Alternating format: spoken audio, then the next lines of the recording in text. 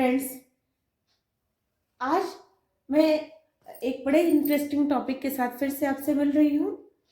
और स्टूडेंट्स, जैसा कि हम सभी जानते हैं कि मैं कॉमर्स के बारे में आपको बताती हूँ, कॉमर्स के टॉपिक्स लेकर आती हूँ, मोस्टली अकाउंटेंसी के, बिजनेस के। तो आज भी इसी से रिलेटेड एक टॉपिक है और उसको बताने से पहले बताऊँ कि हम सभी जो किसी भी कंपनी में, किसी संस्था में कार्यरत हैं, तो हम इसीलिए कार्य करते हैं कि हमारा भविष्य सुरक्षित हो, हमें मुद्रा की प्राप्ति हो, हमारी आर्थिक स्थिति सुदृढ़ हो। तो ऐसे में सरकार ने भी जो कार्य करने वाले कर्मचारियों के हितों की रक्षा करने के लिए बहुत सारे अधिनियम बनाए हैं, बहुत सारे कानून बनाए हैं, जिसकी जानकारी हम सबको होनी चाहिए। साथ ही ये हमारे बीकॉम का एक इंटरेस्टिंग टॉपिक है। बीकॉम में इनकम टैक्स से रिलेटेड एक इंटरेस्टिंग टॉपिक है जिसको मैंने आज लिया है। बीकॉम के स्टूडेंट्स के लिए भी बहुत अच्छा है और हम सभी जो एम्प्लॉय हैं, कर्मचारी हैं, हम सबको भी ये जरूर जानना चाहिए। देखिए, कंपनी या कोई भी संस्था की स्थापना जो उद्योगपति होता है वो क्यों करता है? वो लाभ कमाने के उद्देश्य से करता है, लेकिन वो स्वयं अकेले उस संस्था का संचालन नहीं कर सकता और संस्था के सभी कार्यों को वो का निर्वहन भी नहीं कर सकता, सभी दायित्वों का निर्वहन नहीं कर सकता।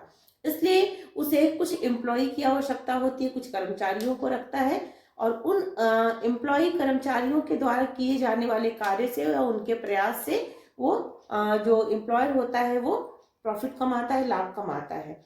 तो यहाँ पे चूंकि एम्प्लॉय के कार्य करने से या कर्मचारियों के कार्य करने से, उनके प्रयासों के माध्यम से ही कोई संस्था, कोई एम्प्लॉयर प्रॉफिट कमाता है, तो गवर्नमेंट ने क्या किया है कि जो कर्मचारी उस किसी संस्था के लिए भी कार्य करते हैं, उनके हितों की भी रक्षा हो, उनका भी आर्थिक पक्ष जो है वो सुदृढ़ रहे, उसके लिए कुछ अधिनियम बनाए गए हैं।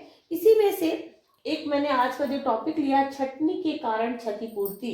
छटनी के कारण क्षतिपूर्ति, ये जो छटनी के कारण क्षतिपूर्ति है, अभी कोविड के टाइम भी आप लोगों ने सुना होगा, बहुत सारी कंपनियां बंद हो गई या बहुत सारी कंपनियों ने एम्प्लॉयों की संख्या को कम कर दिया, कर्मचारियों की छटनी कर दी। उसका कोई भी रीजन हो सकता है। ये हो सकता है कि उनका बिजनेस अच्छा नहीं चल रहा है इसलिए उन्होंने छटनी कर दी, या फिर उन्होंने अपनी कंपनी को किसी दूसरी कंपनी को बेच दिया और जो दूसरी कंपनी का ऑनर था वो सेटिस्फाइड नहीं था, या फिर हम सेटिस्फाइड नहीं, जो एम्प्लॉय है वो सेटिस्फाइड नहीं था। वो अब जब दूसरा उसका ऑनर हो गया, दूसरा उसका नियोक्ता हो गया, तो उसके साथ कार्य करने में उसको अपना फ्यूचर अच्छा नहीं लग रहा था, उसको संस्था में कार्य करके, जो भी रीजन हो सकते हैं। ऐसी कंडीशन में या कंपनी घाटे में जा रही थी, जिस भी रीजन से अगर एम्प्लॉइयों की संख्या कम की जाती है, उनकी छटनी की जाती है, उनको निकाला जाता है, तो ऐसे में क्या एम्प्लॉय के लिए भी कुछ नियम है, कुछ उसके लिए भी कुछ प्रावधान है, कुछ उसके हितों की रक्षा के लिए भी कुछ नियम है। तो हमें आपको बताते हैं, बिल्कुल है और हम सबको जरूर जानना चाहिए। देखिए, औद्योगिक विवाद अधिनियम 1947, कौन सा? औद्योगिक विवाद अधिनियम, इंडस्ट्रियल डिस्प्यूट एक्ट 1947, ये कहता है कि क्षतिपूर्ति की राशि सेवा अवधि के प्रत्येक संपूर्ण वर्ष के लिए 15 दिन के औसत वेतन के आधार पर दी जाएगी। यानी आपने उस संस्था में जितने समय तक कार्य किया है, जितने वर्षों तक कार्य किया है और आपका जितना वर्ष शेष रह गया था, उसके पहले आपको निकाला गया है। सपोज 60, 62 में, 58 में, अलग अलग संस्थाओं के लिए अलग टाइप का है, उस पर रिटायरमेंट होती है। अभी हमारा टाइम पूरा नहीं हुआ था और मुझे पहले ही जॉब से निकाल दिया गया, हमारी छटनी कर दी गई। इन केस ऐसा हो सकता है किसी के साथ भी। और इस टाइम तो बहुत सारे कंपनियां बंद हो रही हैं, बहुत सारी कंपनियों में छटनी का काम चल रहा है, तो जरूर जानना चाहिए। तो ऐसे में सिर्फ आपको जॉब से बाहर कर दिया गया और आपको कुछ भी नहीं दिया गया, तो ये गलत होता है। इसमें जो कर्मचारी होता है, जो एम्प्लॉय होता है, उसके भी हितों की रक्षा के लिए ये वीडियो जरूर देखना चाहिए आपको। देखिए, उसको क्या मिल सकता है अगर किसी की छटनी होती है, तो उसको उसके नियोक्ता से, उसके एम्प्लॉयर से उसको क्या चीजें मिलनी चाहिए। उसने जितने वर्ष तक वहां कार्य किया है, उसके प्रत्येक संपूर्ण वर्ष के लिए 15 दिन के औसत वेतन को आधार माना गया है। यानी कि उसका जो एक औसत वेतन यानी एवरेज उसकी जो सैलरी है उसको कैसे माना जाएगा, उसने जितने ईयर्स काम किया है तो उसके प्रत्येक वर्ष के लिए 15 दिन की सैलरी, यानी एक साल के लिए 15 दिन की सैलरी। अगर किसी का वेतन 30,000 रुपये प्रति माह है तो उसका एक वर्ष के लिए 15 दिन का यानी कि 15,000 को औसत आधार माना जाएगा। ऐसे में यदि श्रमिक को मासिक वेतन पाता, उसको मंथली अगर उसको सैलरी मिलती है जो भी है, तो उसको कम से कम 3 माह का वेतन उसको मिलना चाहिए।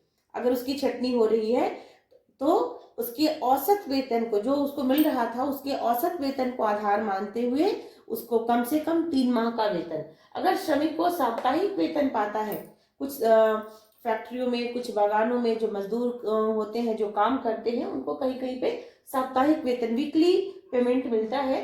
तो ऐसी दशा में जब उनको साप्ताहिक वेतन मिलता है तो उस कंडीशन में उनको तुरंत जब उनकी छटनी होती है तो पूर्व के 4 सप्ताह को आधार मानते हुए पीछे के 4 वीक्स के उसकी जो सैलरी बनती है उसको उनको नियोक्ता को देना चाहिए छटनी की दशा में।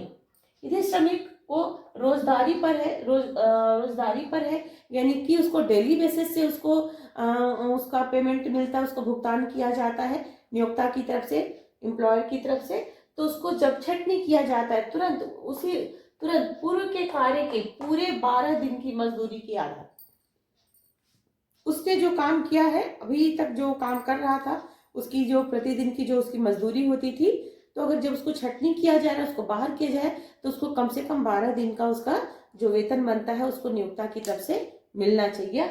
ये कह रहा है हमारा औद्योगिक विवाद अधिनियम 1947।